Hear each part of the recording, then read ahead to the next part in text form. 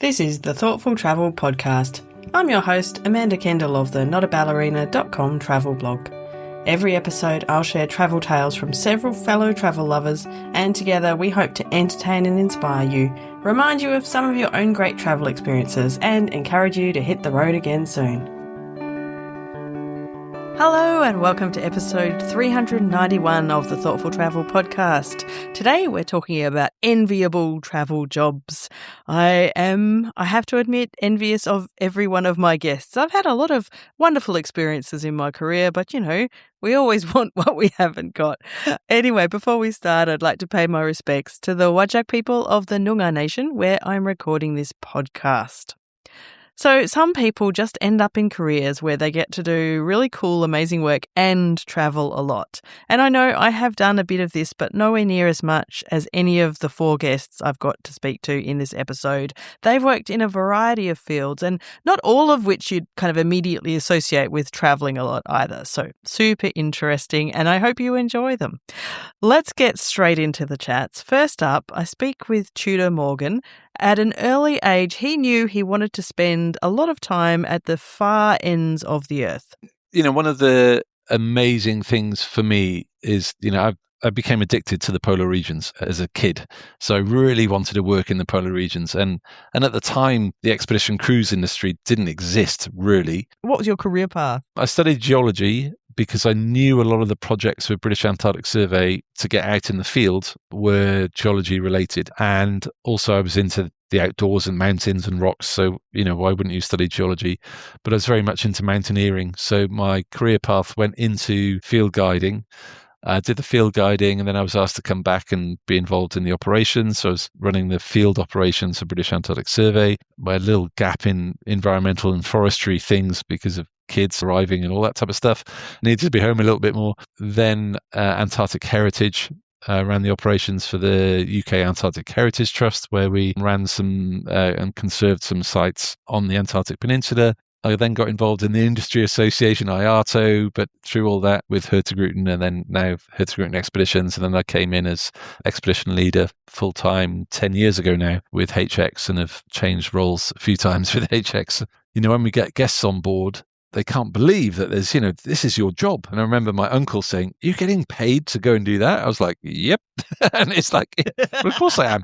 But it is quite unusual to work on a ship when you're not a mariner. So you're very much part of the crew. And as a company, when I was working on the ships, I was employed full time. So it was myself, and I had a reliever. So I would work on board for 6 to 8 weeks. And she would come on and work 6 to 8 weeks, and we would rotate. So wherever the ship was in the world, I would be, or my reliever. So there would always be one of us as expedition leader. And that's it's just for our guests to say, well, where are you going to be? I said, well, I'm going home now for 6 weeks, but then I'll be rejoining the ship in Costa Rica because the ship's heading, to the Arctic from Antarctica. And it's like, oh, wow. So that variety and that life is also amazing, but it's also, we kind of joke, it's kind of bipolar. You end up having a ship life because the crew and stuff, you're really friendly with, and then you go home and you've got normal home life. And when you go home, all your friends have got normal jobs, so you want to go out and play and go and do stuff, but they're busy. They're busy with normal life. So you have this period. And then also you go home having been expedition leader and running a big team and working with the guests and having these incredible experiences. You go home and then all of a sudden you have to go shopping. You have to do walk the dog, do the day-to-day stuff, and your kids telling you to piss off, and so the respect has gone, I think it's, working on ships is quite unusual in that aspect. The expedition cruise industry does offer and allow, whether it be a geologist or ornithologist or marine biologists or obvious ones or historians, to be able to work on ships and have this unusual life in education that you wouldn't really consider. And I think our guests kind of wowed by the expedition team that, this is a proper job. And of course it's a proper job. It's a job, it's a career. To be there, we have to go through maritime training. So we go through safety courses, fire watch, all those type of stuff. So you're trained up in those as if you were a seafarer, because you become a seafarer. So I think that's it is unusual in that aspect, and people can't believe, you do what? But it's fun, very rewarding. And again, when you see guests from joining the trip at the start, to when they leave, and then you end up in touch with, quite a lot of guests, they become friends, and then they come on another trip and you go, oh, you were there in Antarctica, now we're in Greenland, or, in Arctic Canada or Svalbard, so it's brilliant. People say what an amazing career I've had. And I think I haven't planned a career at all. It's kind of happened, which is brilliant. I love that Tudor's career wasn't planned, as he said. He's just followed his nose and found a heap of interesting and rewarding jobs along the way. I have done a lot of this nose following too, and I have to say, just following things that I really enjoyed and was passionate about has led me to some really fabulous experiences, just not as extreme as what Tudor's done. My next guest is Kerstin Pilz. Kerstin is a long-time friend of the podcast. She first joined me, I had to check, back in episode 3 a decade ago. Kerstin's unusual and enviable travel job also took place on a ship, but is entirely different to what happened with Tudor. I was lucky enough back in 2007, I think, yes. I was working at Macquarie University. I was actually working in the Italian Studies department. I was the convener of Italian Studies. And I had always, worked in language departments. That was my career, academic career. And then suddenly I heard a whisper in the corridors that this new program was being put together. And Macquarie University was one of the partner universities. And it was called, it's 3 words, The Scholarship. And it was basically a university program taught aboard a floating university, a converted cruise ship, which was owned by Royal Caribbean. And the partner universities were 7 universities, which included the University of Ghana, the University of Morocco, Fudan University in Shanghai, and Berkeley University. So it was extremely global. And the aim was to create an emerging intercultural learning community, whereby this, by the way, did backfire a little bit, but the idea was noble. The idea was to put students from as many nationalities as possible on the ship, and that was great. But then to pair, let's say, Chinese students with Australian students as roommates. And it's already hard enough to be for 4 months in a small cabin on a floating university where you can't get off and where you can't say, I've missed the bus, hence I'm late for class, because there is no bus, because the classroom is just upstairs. So pairing different nationalities immediately created a lot of cultural clash. And my job, which was a very fascinating job actually, was to teach one of the core curriculum subjects, and that was intercultural communication. For example, to tell the Chinese and the Australian students why they had these cultural clashes. And that was fascinating. I mean, there's nothing like that real life experience to exactly. help them to understand the curriculum. That's right. And so we had students studying, let's say, business and commerce and, marketing and so on.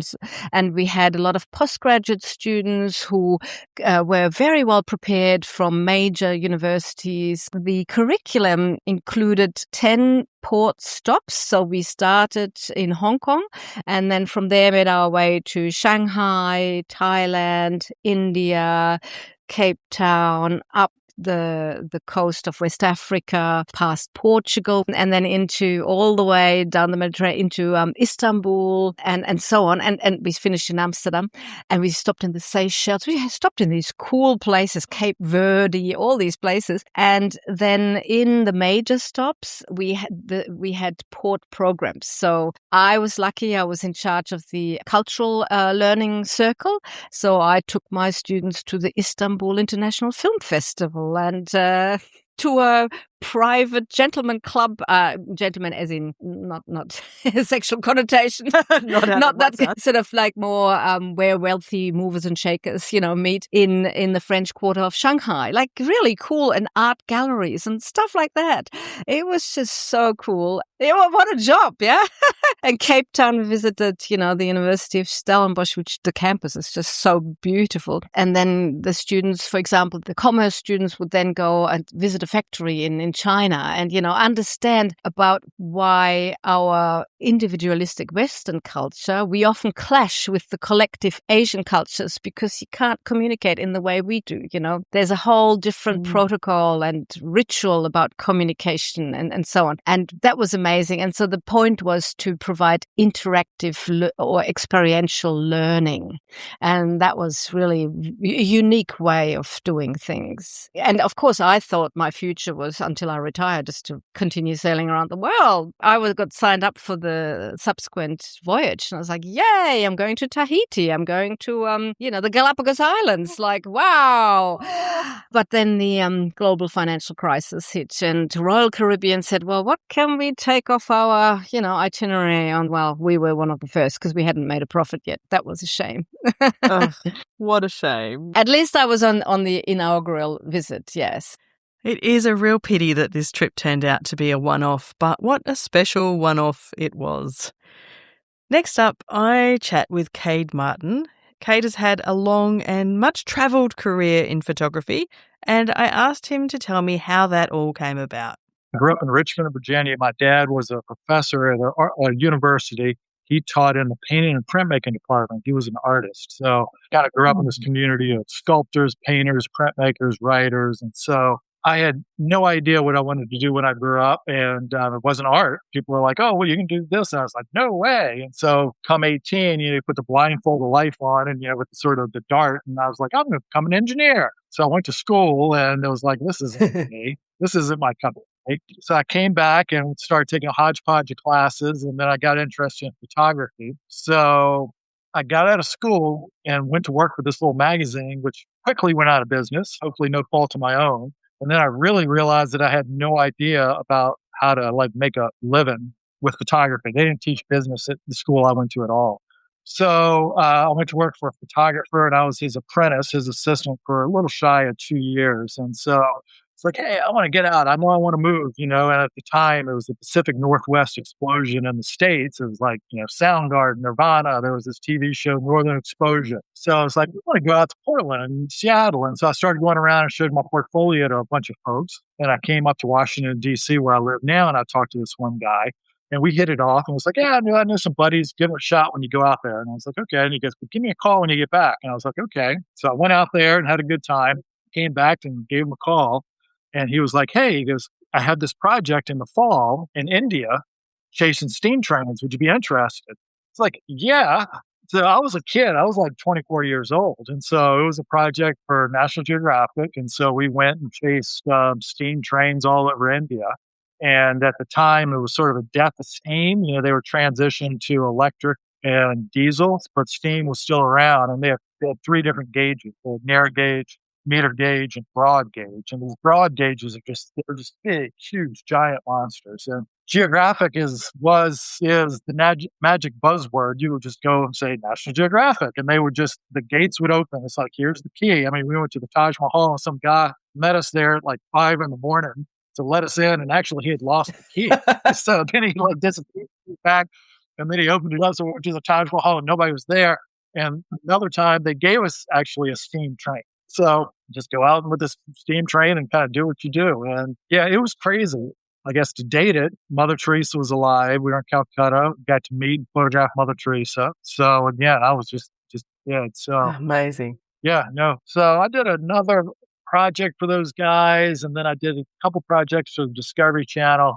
And it was interesting because, again, life experience. I met my wife on this project, which was great, but so many times you're sort of traveling by yourself, and I guess it's a little lonely existence a little bit. So I kind of knew I didn't want to kind of do that long term, that sort of nomad by myself going all over.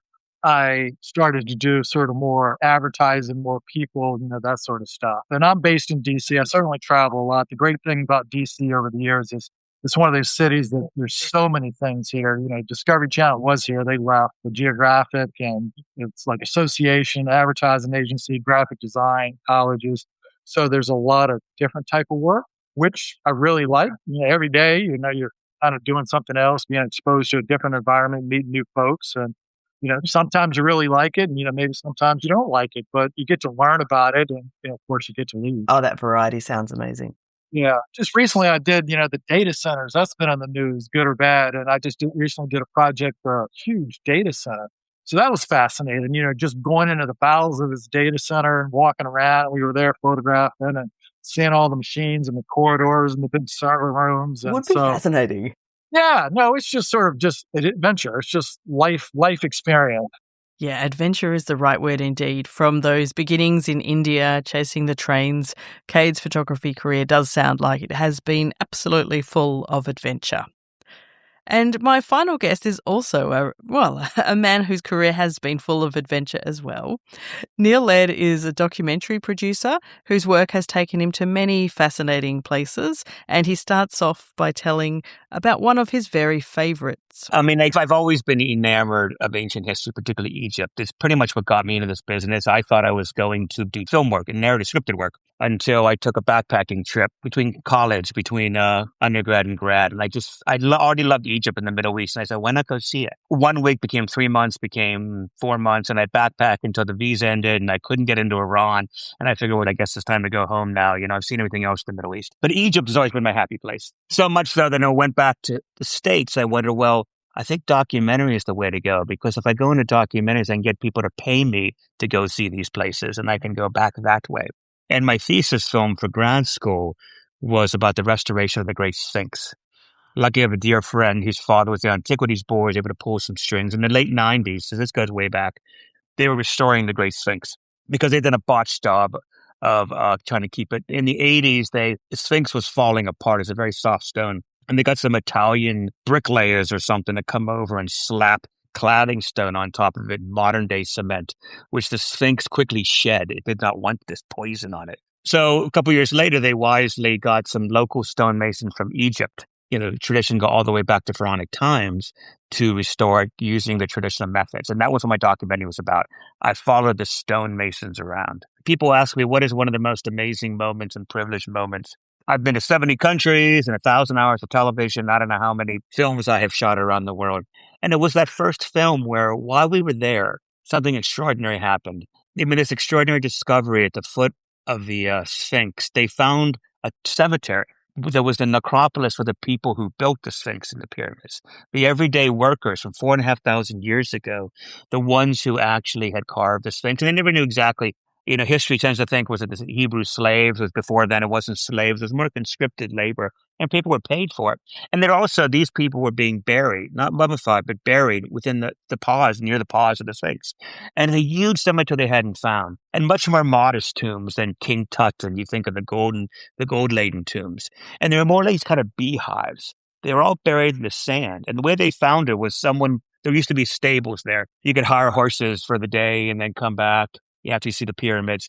And someone's horse fell through a hole in the sand, and it was the top of one of these beehive tombs. Yeah. And that's how they found this amazing necropolis. Mm. And they were digging it and opening it while we were there. And so we were allowed to tag along. This is my my school camera that I'm borrowing. I was in Chicago, and they said, you can never take this out of Chicago, your camera and so, I remember when I returned the camera, it had all the sand in the tripod, and they say, did you go to Lake Michigan? I said, yes, ma'am, I went to Lake Michigan. But while we were there, they opened the tomb for us. And it was the most extraordinary experience because two things I distinctly remember, I can still feel about this tomb. We had a tiny little consumer camera, the school camera, my cameraman and I got the sound holding it up.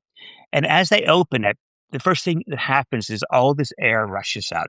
4,500 years of hot air, literally, that's been entombed under the ground, and it rushes by, and it's so hot, I can almost feel like it was singeing my eyebrows. And it was just sitting in there in stasis. So the same air that high priest had breathed before they entombed this poor worker and sealed it up was the air that I was breathing now, which to me is just insane, more magical than King Tut's mask in a way that we can connect that way. Yeah. And when we looked in, there was just the body in a again, unmummified, unadorned, in the fetal position. And around him were several small clay pots. They think it's called canopic jars, where they take the 4 organs and they put them in there and they go on the afterlife. It probably was one of those, but it's been so long I can't recall. But what I do recall is they were perfectly intact. There wasn't a scratch on any of these. And as we are going back, the archaeologists need to get in there. They need to do some work. So my cameraman and I step back a second so the real people can do their job. But my cameraman keeps poking in to get B-roll and footage. And as he does, something extraordinary and terrible happens. The pots crack apart and start to disintegrate. They were in stasis as well for 4.5 millennia, and within minutes, they were already being destroyed. These were just, they're unadorned, and they really weren't worth anything. They get thousands of them there. But I saw then just how archaeology is also destruction. I had to be very careful. Within 10 minutes, something that had been untouched and unbroken for 4.5 millennia, think that far back, 2500 BC, and it was destroyed, these pots, in less than a half hour. And nobody meant anything by it. I mean, they pulled it up. You can't keep everything, and that's simply what happens. I'm sure they sealed them up, and they kept the others in there. That's a discursive story, but the film turned out lovely. I got my thesis, and it sold to the Learning Channel, and it got me started. And I've been doing the same thing ever since. So much fun. If I could live my life a few times over, I would also love to see the world in this way, I think. In fact, in nearly every... I'm not up for the Antarctic and Arctic, tricky expeditions, I think, but everyone else in this episode, I would give their jobs a go. What about you? Do come and chat and tell us what you would like to do if you could do another job, especially one that involved a lot of travel. Come and join the Facebook or LinkedIn group for Thoughtful Travellers and tell us your thoughts. Thank you so much for listening to episode 391 of the Thoughtful Travel podcast, and an especially big thanks to my guests for sharing their great stories. I started off chatting with Tudor Morgan of HX Expeditions. You can find out more about their travels at travelhx.com. Thanks also to Kerstin Pilz. More info about Kerstin at kerstinpilz.com. And I'm also leaving a link to her book, Loving My Lying, Dying, Cheating Husband. It is a really fabulous memoir. The wedding to this husband actually happened during the cruise that Kerstin talks about on this episode. It's also just a great read. Thanks also to Cade Martin. More info about Cade, and you can see some of his amazing photography at cademartin.com. Cade and I actually first connected because he's made a short film about the wheelchair mafia, rescue dogs in Thailand. Really cool, and I'm going to leave a link to that project as well. And lastly, I chatted with Neil Laird. More about Neil at neillaird.com. And he has also recently started publishing novels, the Time Travellers series, drawing on some of his experiences on the job over the years. So I'll leave a link to that as well. Don't forget also to sign up for the Thoughtful Travellers newsletter at thoughtfultravel.substack.com. All of these links and more will be in the show notes, and for this episode you can find them at notaballerina.com/391. As always, thank you so much for listening. This has been another episode of the Thoughtful Travel podcast. Show notes and other information are at notaballerina.com/podcast. Join me again soon for another chat about why we travel. Bye for now.